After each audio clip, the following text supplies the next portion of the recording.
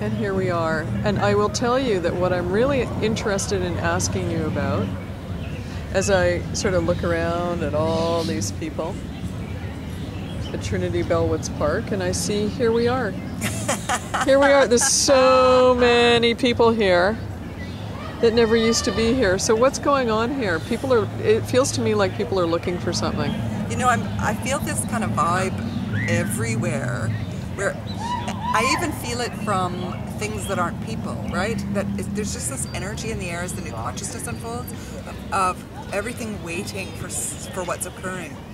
And we need to grab that sense of waiting and that sense of needing to gather and that sense of need and focus it, because there's a tremendous amount of energy of waiting for something to happen, sort of like everything's pausing and listening, and we need to drop truth into that so it can actually know what direction to go. I like this energy because it's about people waiting to hear truth. There's a resonance there's an energy here of people waiting to hear something that they're going to know is truth. So it's sort of like they're just waiting to receive it. They're waiting to hear it, but they're going to know it when they hear it, or they're going to feel it as it's growing. The new consciousness has been underway since the end of 2006. We're not waiting for 2012 to start. It's well underway, and it's changing all the time. We're moving forward into love, and the energy has been growing palpably, especially over the last about 6 months. But it's been growing in that direction, but with a great deal of instability or randomness. We have to remember we're moving out of duality into unity. And so at the beginning it was tentative and unstable and random, and things were coming into being wherever they could. But now there feels like it's moving into focus and direction. And that's the sense I get that's underlying all of this type of energy that we are feeling in this park and in other places, is that, yeah, I can't, don't land on me. There. It was wafted away on a little air breath instead of biting me. We'll have a conversation, see if you go. Don't go bite Sue though either, she might accidentally swat you as well. I want it to not bite me. You know how they're itchy, you accidentally, swat them. So I try to tell them not to land on me, because that might happen by mistake. I have a question for you. Okay, from what we are talking about, to continue that, I see this happening in the coffee shops. I see people gathering in the coffee shops, and they're gathering in the organic coffee shops. And there's a sense of community that is very, very different than anything I've seen before. This undercurrent is there. I love this.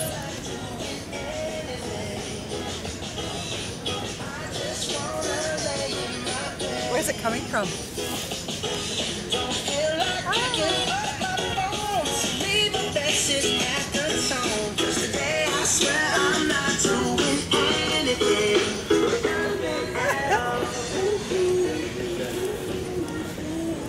He looks back at us to see what we're still smiling at him. That's great. The coffee shops seem to be a gathering place where people have an expectation of something. It feels like there's something that they're waiting for. There's a sense of anticipation. You know, that this last little while, that sense of anticipation has been really heavy in the air, and people are really feeling it, really responding. People feel to me like they're moving into a more gregarious, social type of way, a way of becoming connected through whatever means feels authentic, and through avenues that bond each other together. When we think about things like coffee shops and parks and so on, they aren't tied to any sort of doctrinal or dogmatic belief. They're just places where people can come and express themselves in an open way and experience what they're experiencing, and to be in connection to each other, and to be in connection with nature, to be in connection, sharing ideas, those types of things. So it makes sense to me that we're seeing a lot of gathering in places, and that we're co-creating places where many different people can gather. That's all part of the new consciousness. It's part of embracing everything as a whole and creating places where everyone can be, that's responding to truth, responding to love, looking for source, right, in a true way that's not about restriction of belief, right? It's about sharing. The undercurrent present is that people are anticipating change. They know there's been a lot of fluctuation. They know that there's a lot of instability in the so-called, real world. But there's a sense of something better is coming up out of it. Like, people feel really optimistic even though things have felt really unfocused. I did a session the other night with a couple that said to me, there's so much change going on, they don't know what the change looks like. All they know is that it's going to be perfect. And they just know that. They just hold that as a truth. And I thought that's such a great place to co-create from. I just know this is going to be perfect. It's about good things. So all I have to do is focus on connection to source and love, and I will help be part of that perfection. But the foundational truth is to know that it's going to be perfect, because it's about evolving into love. It's about co-creating the world as it's meant to be. So it's going to be perfect. It can't be anything but that. How will it look? There's all kinds of possibilities to that. We're such a creative organism. And we come from a creative source, so it only makes sense. There's unlimited possibilities in what we're going to create, but it's all going to be love. There was the cutest little dog right behind you at that moment. Was there? There was some people walking with their little dog.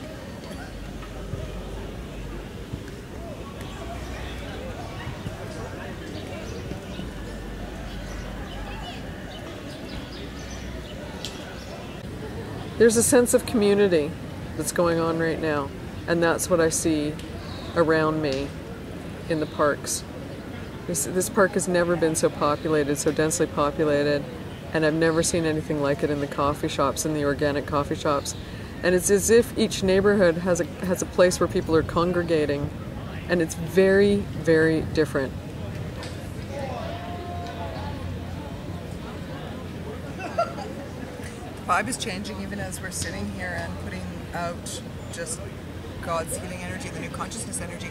I would say that there's probably, we came here how long ago? There's probably twice as many people as when we walked in this park, 15 minutes ago?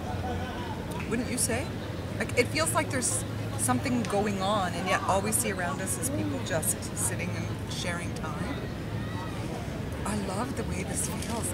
Can you feel it's like doing a giant group retreat or a giant session? Can you feel how the energy just keeps changing and changing and changing? I feel that constantly. I feel it climbing and people are standing in line waiting for coffee that would never stand in line anywhere. Mm-hmm. You know, I actually see this. I move around to different neighborhoods to look at this, and at first I thought it was the people who were having the coffee shops, but it's not. The energy is being held in these coffee shops, and people don't know why they're going. No, you know. A lot of times what happens is people start to wake up, but they wake up in a sort of a logicking idea. But you know, the other thing that we're seeing here is we're seeing the collective consciousness in action. Look at what a lovely face.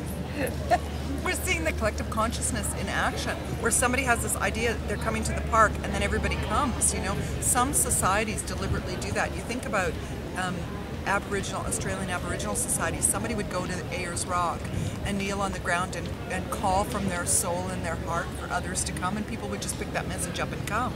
That's what's happening here, only people aren't aware that's what they're doing. They're creating a need. I'm going to the park, it's a beautiful place to be, and maybe I'll meet somebody or whatever, and more people are coming and responding to that. But the call to that is coming from something bigger. It's coming from Source saying, look, we have something to fill your needs. Look, we need to come together. Look, this is about connection. Look, this is about being one.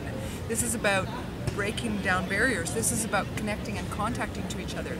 This is about breaking the frenzy in which we live that doesn't even let us have 2 minutes to stand and wait for a great cup of coffee and smile at somebody. It's about breaking that and moving into meaningful purpose of connection with each other, with our environment, with our world, and that we can co-create that just by wanting it, just by having that as our focus.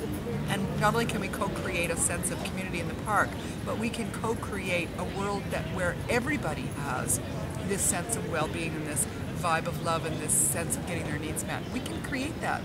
Our world has the resources for everybody to get what they need and want.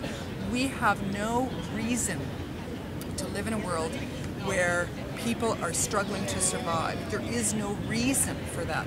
The world has everything in it that we need to meet the needs of every living thing within it, and more. The reason it doesn't do that right now is because people need to change their minds. People need to stop living in fear, stop living in greed, stop living in things that are the opposite of love, stop thinking those thoughts, stop making those plans, stop carrying out those plans, and start thinking with a mind that is about love, that recognizes the abundance of the joy, the resources, and the love that exists around us, and starts sharing it freely. That's the new consciousness. It's about that. I think people are turning off their TV sets. Every session I have done in the last 5 months, that has been said to me in almost every session. Somebody has said to me, I've shut off my TV, or I've given my TV away, or I've disconnected my TV. People are recognizing that the TV is, it's permeating us with negative energy, and they don't want it anymore. And that's becoming a collective consciousness movement. What happens when the collective consciousness holds enough energy of people saying, I'm not watching this negative TV, that everybody shuts it off? What happens then to the messages that are trying to drive us to consume, drive us to live in fear, drive us to think negatively, drive us to believe in disease? What happens to them when they don't have an audience?